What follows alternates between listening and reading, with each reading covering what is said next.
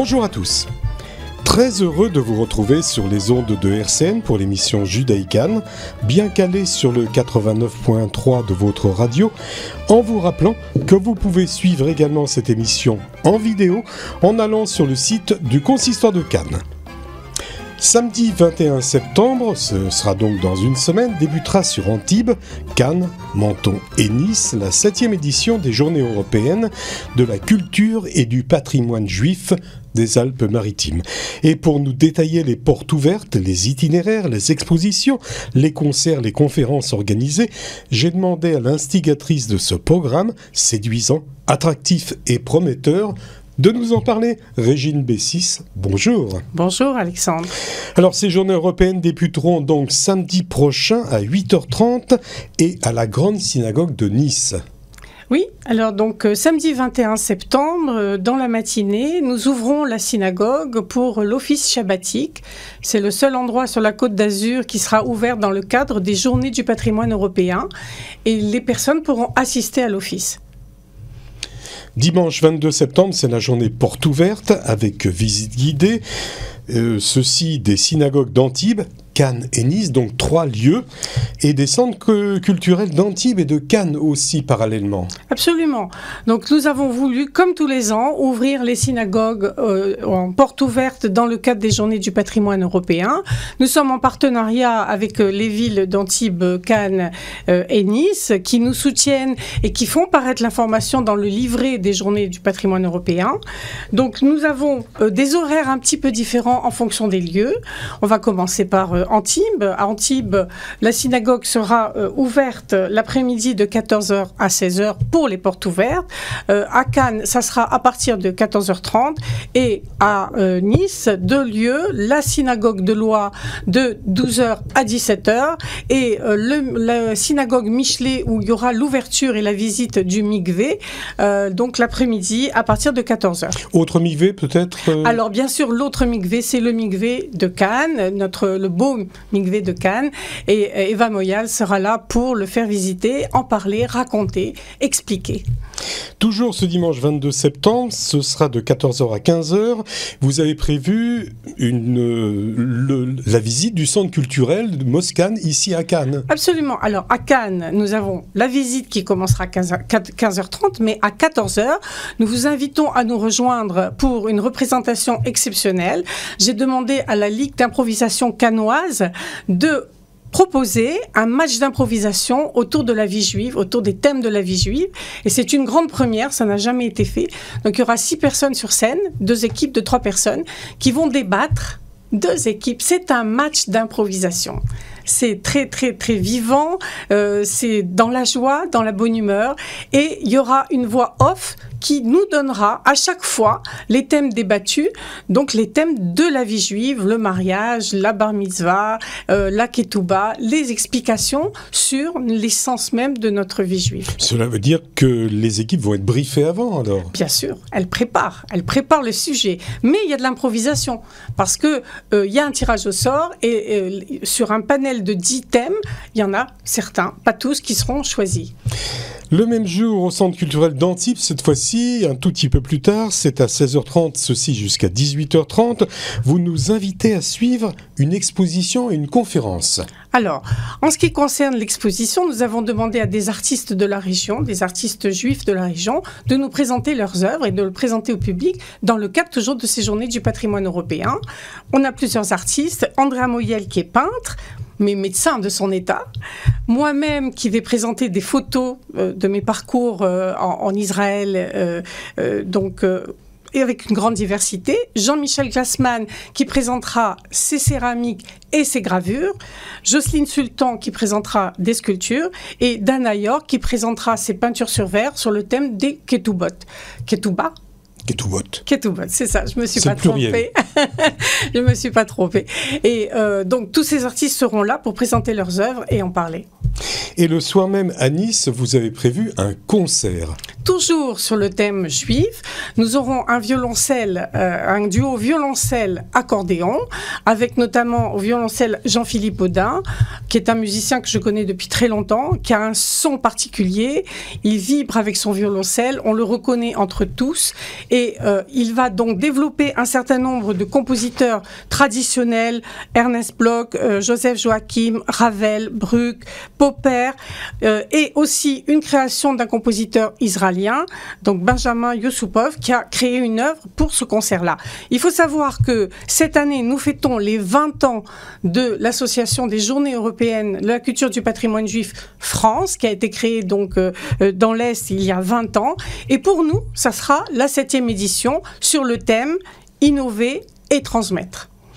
Vous parlez de Jean-Philippe Audin, il est au violoncelle, dont nous apprécions le toucher sur cet instrument et qui nous interprète toute une vie. Alors, on ne dit pas le toucher. Le toucher, c'est pour le piano. Je me permets de vous reprendre, cher Alexandre.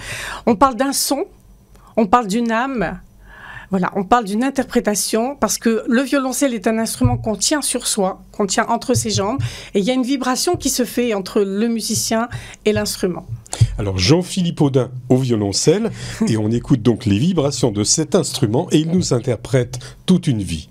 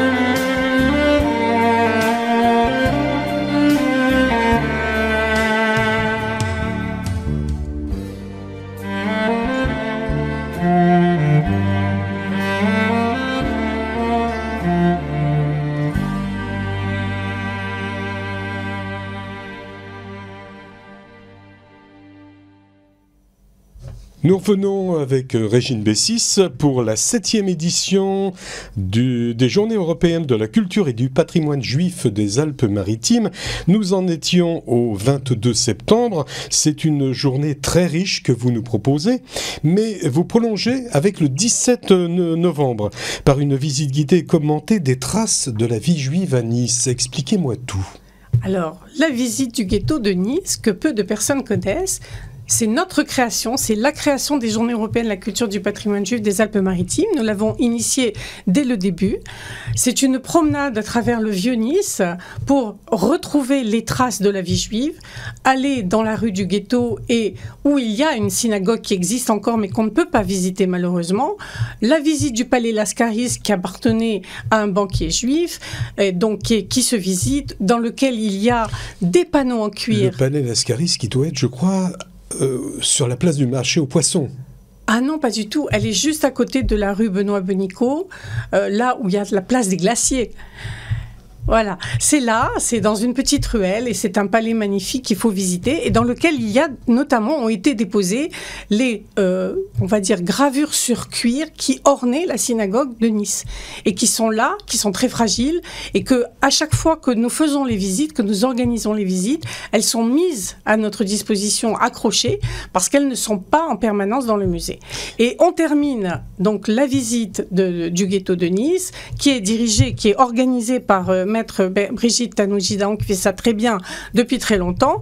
Et nous montons au cimetière du château, donc le cimetière juif du château, qui comporte plus de 700 tombes, qui est en cours, qui va être rénové. Et d'ailleurs, vous pouvez, si vous le désirez, faire un don pour la rénovation de ce cimetière, dans lequel il y a des très anciennes familles, puisque le cimetière a été créé à la fin du XVIIe, donc c'est vraiment très ancien. Donc il y a la partie ancienne, il y a la partie nouvelle aussi. Et nous organisons la visite, nous mettons l'accent sur quelques tombes particulières. Et ensuite, nous allons visiter le mur des Justes qui a été élaboré et créé, voulu par Christian Estrosi, qui se trouve juste à côté. Et aussi, il y aura, dans un temps très proche, le mur des déportés, des personnes qui malheureusement ont été déportées au départ de Nice, au départ de la gare de Nice. Alors vous parlez de la vie juive à Nice. De quand datent justement les premières traces de la vie juive à Nice ? Est-ce que vous avez... parce que vous avez parlé de XVIIe siècle pour les tombes, oui, mais est-ce que c'est antérieur ? Je pense que ça doit être antérieur. Alors, il y avait une vie juive, mais on a quelques traces. Bon, là, je ne pourrais pas vous donner le détail. On sait que le cimetière précédemment était dans le centre de Nice, à la hauteur de la place Garibaldi. Et c'est sur la volonté du pape de l'époque qui a dit « Je ne veux plus avoir de cimetière dans le centre-ville » et qui a donné ce lopin de terre qui donc se trouvait à l'endroit du château de Nice, à la fois pour le cimetière catholique et à la fois pour le cimetière juif. Dernier rendez-vous des Journées européennes de la culture et du patrimoine juif des Alpes-Maritimes pour 2019. Ce sera le dimanche 8 décembre et vous nous proposez une visite à Menton. Oui, parce que ça fait déjà plusieurs années que nous organisons une visite à Bordighera pour visiter la palmeraie historique. Mais cette année, on a voulu innover. Donc, on va aller se promener dans les jardins du Val-Ramée, qui est un jardin botanique. Et donc, dans ce jardin, nous allons visiter le jardin des agrumes. Nous aurons une visite guidée par le guide des jardins, ensuite, qui d'ailleurs fait partie du musée d'histoire naturelle, donc qui est relié au musée d'histoire naturelle. Ensuite, nous allons déjeuner tous ensemble, et ensuite, nous avons notre ami Robert Castellana, qui fera une conférence sur la signification des agrumes, et notamment de Etrog, qui est toujours utilisé pendant les fêtes de Sukkot, et nous parler de cette culture du cédra. Le Etrog, c'est le cédra, qui a été produit en Corse, qui continue à être produit, mais aujourd'hui, il est vraiment utilisé que pour les oui, ça n'a pas tellement de goût finalement. Ça n'a pas de goût, mais il a son importance. Oui, mais il a son importance en tant que fruit. Et on va en parler. Et ensuite, il y aura aussi des ateliers autour des agrumes. Donc, nous avons des producteurs de la région qui viendront parler de leur production. Alors, c'est la seule visite que vous faites payer. Oui, absolument. Il y a une participation aux frais de 20 € de 20 € qui permet de payer l'entrée au musée et de payer les guides. Et nous déjeunons sur place dans un petit restaurant qui est à côté et le déjeuner se réglera directement au restaurateur. Régine Bessis, toutes ces journées, vous les avez organisées avec les partenaires et soutiens des différents consistoires et associations. Citez-les. Alors, le consistoire de Nice, le consistoire d'Antibes, le consistoire de Cannes, qui nous soutiennent depuis le début. Le concert à la synagogue de Loire est vraiment soutenu par le consistoire de Nice. Et les associations sont donc le Mnébrite régional de la Côte d'Azur, parce que les visites guidées sont assurées par les membres du Mnébrite régional, la loge Shalom Cannes à Cannes, les loges de René Cassin et Shlomo Altin à Antibes, et presque exclusivement la loge Moshe Dayan à Nice.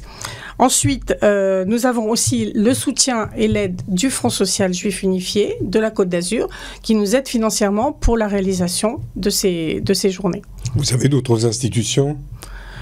On a quelques institutions. L'Agence juive, etc. Non, pas du tout. Non, pas du tout. Peut-être un téléphone pour Alors, on des a d'autres associations dont je n'ai pas parlé. On a l'association donc, de Ladies and Gentlemen, qui est une association culturelle sur le net, qui est un groupe Meetup et qui régulièrement diffuse nos informations et nous permet d'avoir un public, le public que nous recherchons. Donc, pas le public de la communauté, mais toutes les personnes qui veulent bien comprendre, savoir, apprendre ce qu'est la vie juive, ce qu'est notre religion.